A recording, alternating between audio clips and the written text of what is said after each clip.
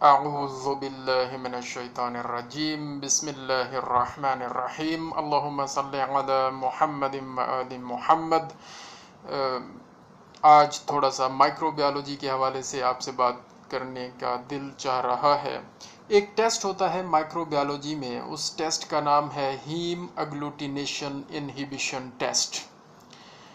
दोस्तों, कुछ वायरसेस होते हैं जो कि ये सलाहियत रखते हैं हीम अग्लूटिनेशन करने की, यानी कि रेड ब्लड सेल्स को फुटकड़ियों की शक्ल में जो वायरसेस तब्दील कर देते हैं, वो वायरसेस हीम अग्लूटिनेशन क्रिएट करने की सलाहियत रखते हैं।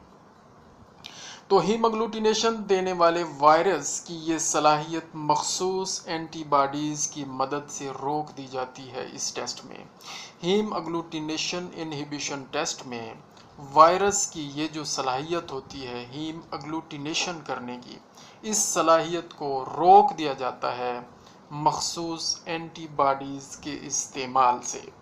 और ये टेस्ट हम करते क्यों हैं? ये टेस्ट वायरस और सीरम में मौजूद एंटीबॉडीज़ की मिकदार को मालूम करने के लिए ये टेस्ट किया जाता है। हीम अग्लूटिनेशन इनहिबिशन टेस्ट करने का मकसद क्या है कि ये वायरस और सीरम में मौजूद एंटीबॉडीज़ की मिकदार का तयन करने के लिए इस्तेमाल किया जाता है।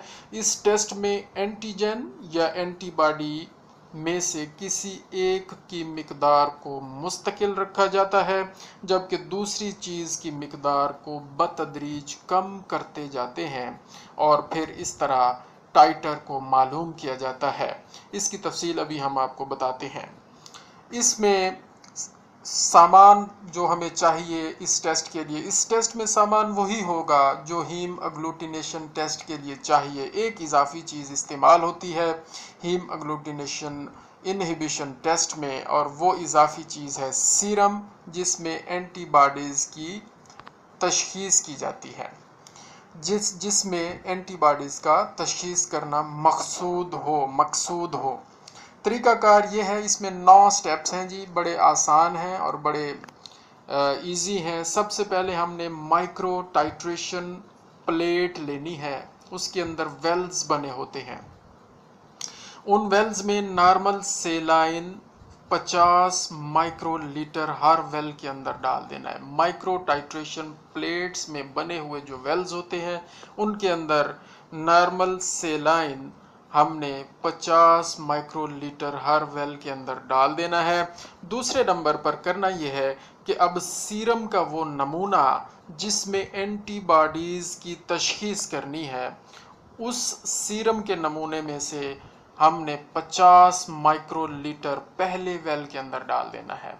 माइक्रो टाइट्रेशन प्लेट के पहले वेल के अंदर उस सीरम में से 50 माइक्रोलीटर लेंगे, जिसकी एंटीबॉडीज़ हमने मालूम करनी है। और तीसरे नंबर पर यह करना है कि उसी सीरम में से अब आगे वाले वेल्स के अंदर बतदरीज मिकदार कम करके डालते जाएं, बतदरीज मिकदार कम करते जाएं। मसलन पहले वेल में, माइक्रो टाइट्रेशन प्लेट के पहले वेल में हमने 50 माइक्रोलीटर ऑफ सीरम डाला, तो दूसरे वेल में 45 कर लें, तीसरे वेल में 40 कर लें, चौथे वेल में 35 पे कर लें, और इसी तरह आगे बतदरीज कम करते जाएं। ये तीसरा स्टेप है।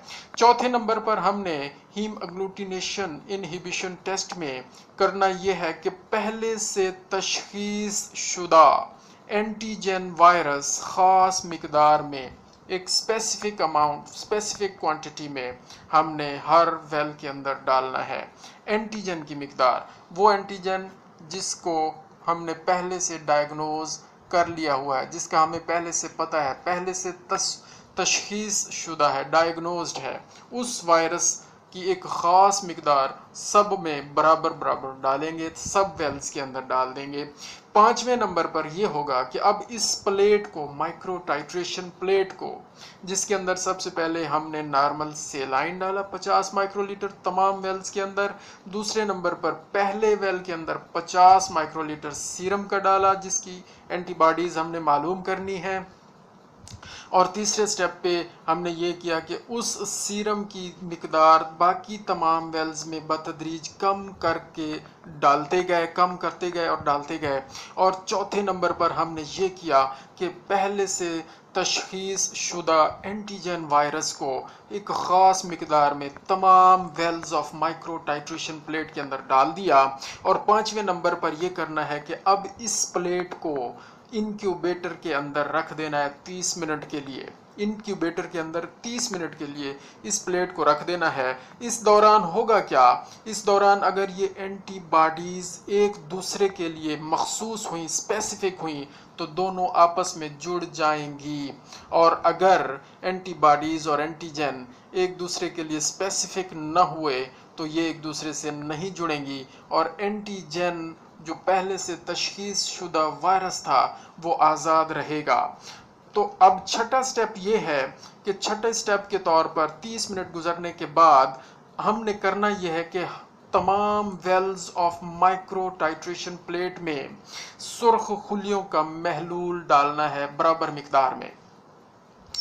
रेड ब्लड सेल्स का हमने क्या करना है जी, महलूल डालना है all wells of micro titration plate और फिर 30 मिनट के लिए मज़ीद इंतज़ार करना है। होगा क्या कि अगर पहले से जो एंटीबॉडीज़ और एंटीजन स्पेसिफिक थी तो वो एक दूसरे के साथ पहले से ही जुड़ जाएंगी और एंटीजन आज़ाद मौजूद नहीं होगा उन वेल्स के अंदर, और जो वायरस जो एंटीजन आज़ाद नहीं होगा तो वो रेड ब्लड सेल्स के साथ मिलकर हीम अग्लूटिनेशन नहीं कर सकेगा। ये 7वां स्टेप है। तो क्या होगा कि अगर एंटीजन आज़ाद नहीं होगा तो हीम अग्लूटिनेशन नहीं कर सकेगा, हीम अग्लूटिनेशन नहीं कर सकेगा। और अगर एंटीबॉडीज़ और एंटीजन स्पेसिफिक न हुए तो क्या होगा, एंटीजन आज़ाद होगा और वो हीम अग्लूटिनेशन रेड ब्लड सेल्स के साथ कर लेगा। अगर हीमोग्लूटिनेशन ना हुई तो रेड ब्लड सेल्स नीचे बॉटम में, वेल्स के बॉटम में दायरे की शक्ल में नज़र आएंगे और इसका मतलब यह है कि हीमोग्लूटिनेशन को रोक दिया गया है, हीमोग्लूटिनेशन नहीं हो सकी। इसका मतलब है कि एंटीजन और एंटीबॉडी स्पेसिफिक हैं, एक दूसरे के स्पेसिफिक हैं, आज़ाद नहीं है। एंटीजन आज़ाद नहीं है तो वो रेड ब्लड सेल्स को हीमोग्लूटिनेट नहीं कर सका तो नीचे पेंदे में जो रेड ब्लड सेल्स दायरे की शक्ल में नज़र आ रहे हैं, इसका मतलब है कि उनकी हीमोग्लूटिनेशन नहीं हुई। और इसी तरह अगर वाइस वर्सा दूसरी साइड देखें तो अगर एंटीजन आज़ाद होगा तो किस सूरत में आज़ाद होगा कि अगर एंटीबॉडीज़ उसकी स्पेसिफिक नहीं है तो जाहिर है फिर एंटीजन आज़ाद होगा और वो वहाँ पे आज़ाद होगा जहाँ पर एंटीबॉडीज़ का टाइटर कम हो गया होगा। हमने जो एंटीबॉडीज़ मुख्तलिफ मिकदार में सीरम से लेके डाली थी, जिस सीरम में वो एंटीबॉडीज़ मौजूद थी, पहले वेल में 50 माइक्रोलीटर डाली थी, फिर आगे वाले वेल्स में हम उनकी मिकदार कम करते गए थे। तो जिस वेल तक एंटीजन और एंटीबॉडीज़ आपस में मिलकर जुड़कर स्पेसिफिक हो जाएंगी तो उस वेल तक तो हीम अग्लूटिनेशन रुक जाएगी और रेड ब्लड सेल्स नीचे पेंदे में नज़र आएंगे। और फिर जब इतना टाइटर कम हो जाएगा जिस वेल में कि एंटीजन को एंटीबॉडीज़ आपस में जोड़ नहीं सकेगी और एंटीजन वायरस आज़ाद होगा जिस वेल में, तो वो आज़ाद एंटीजन वायरस उन रेड ब्लड सेल्स के साथ मिल जाएगा। मिल जाने के बाद क्या होगा, हीम अग्लूटिनेशन हो जाएगी और वो हीम अग्लूटिनेशन क्या होगा, फुटकड़ियों की शक्ल में वेल्स के ऊपर नज़र आएंगे।